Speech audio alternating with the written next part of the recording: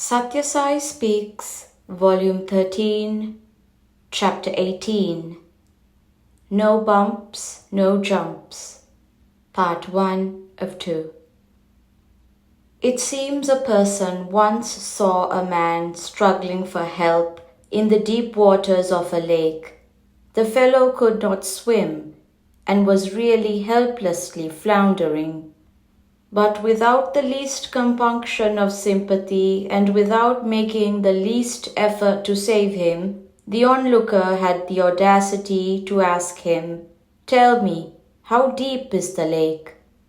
Such is the behavior of most people nowadays. These persons are sunk in tamas. They are too wooden and dull, too hard and impervious. It is only when man gets rid of tamas, sloth and inaction, that he can rise into rajas, the sphere of activity, emotion, devotion, compassion and service. When he rises higher into the sattvic stage, poised state of contemplation, the activity gets elevated into sadhana, spiritual discipline, and the effect is more spiritual. I find here thousands of young men and women, members of the Seva Dal, gathered from all the states of India. This is the third All India Conference of the Sri Sathya Sai Seva Dal. It is time that we decide to assess what has been the achievement so far, whether the basic purpose for which the Dal was planned is being realized. We have had reports from various state conveners of Seva Dal for many types of work that is being carried out by the units of the Seva Dal. Let me tell you that merely performing duties assigned by the rules of the Seva Dal cannot be recognized as bhakti, devotion or dedication. Duty done without love is deplorable. Duty done with love is desirable. But acts of love that arise naturally from a person, not because they are required as a duty, but because it is their nature, this is truly divine. Your seva brings you nearer to me. Let me impress on you another point. Every convener repeated the report of every other. There was more imitation than originality in ideas and programs. Doing something because it is being done elsewhere is a sign of ignorance. The programs must satisfy a local need, solve a local difficulty.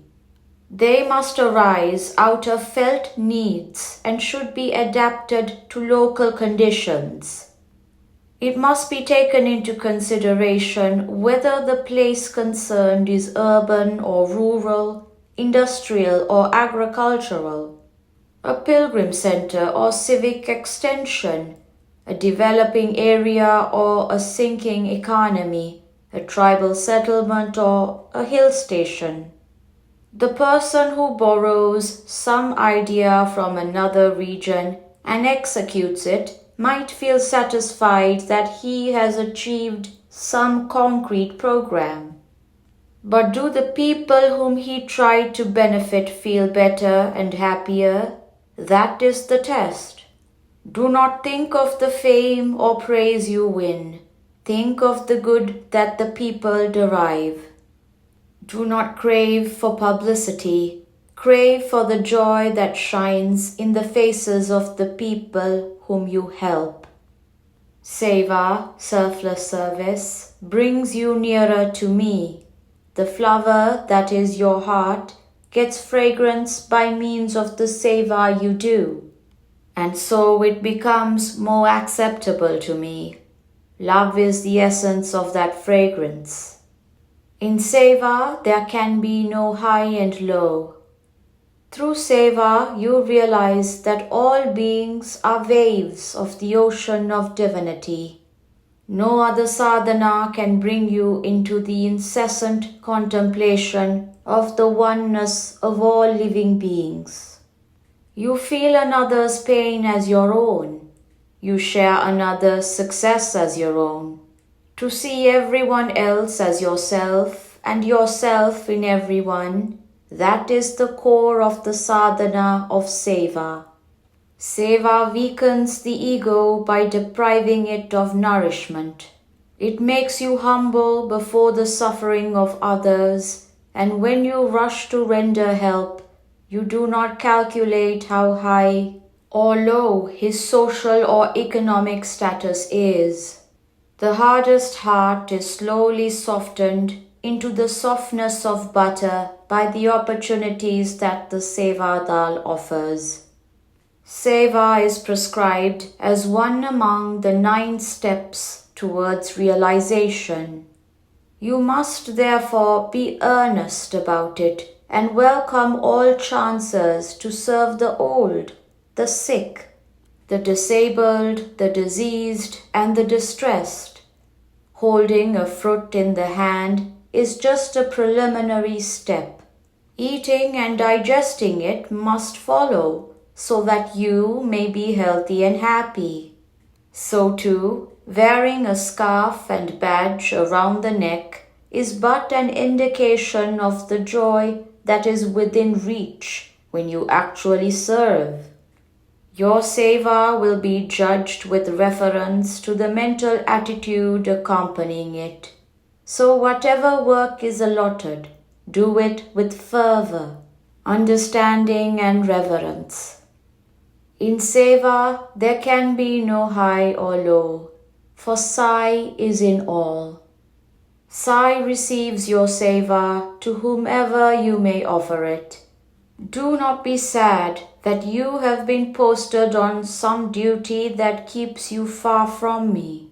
Know that I am nearest to him who calls on me and sees me in all beings.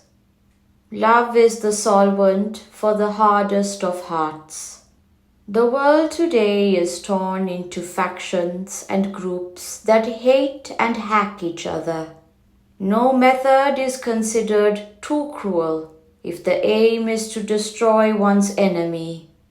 No one is aware of the innate unity, the ever-present current of divinity that animates every single living being on earth.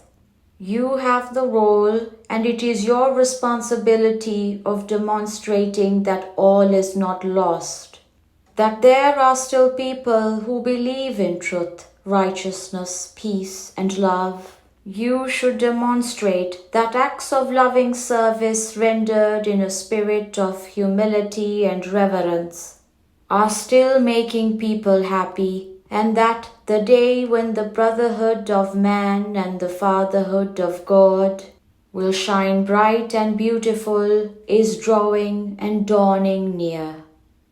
All efforts are now being concentrated on the production of more food, the building of more houses, and the manufacture of more clothes.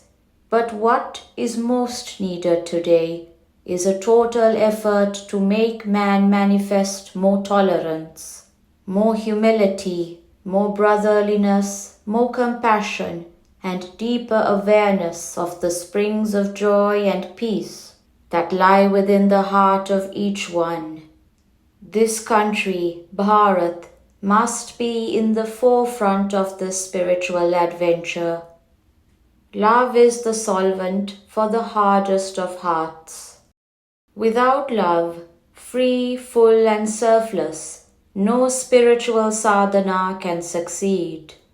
Without it, bhajan, group singing of devotional songs on Lord's name and glory, is a waste of breath. Satsang, holy company, is a waste of time, and meditation a self-deception. Bhajan, satsang and meditation done with a mind soaked in love can confer peace, joy and wisdom. When the raindrops fall into the sea, it gets the name, form and nature of the sea. So too, when the individual merges in the vast concourse of humanity and feels one with it, he is endowed with the name, form, and nature of divinity. Whatever you do as service, to whomsoever you offer the act, believe that it reaches the God in that person. Ishvara Sarvabhutanam. So it is Ishvarapanam, dedicated to God. End of part 1 of 2. Purna Chandra Auditorium, November 14th, 1975.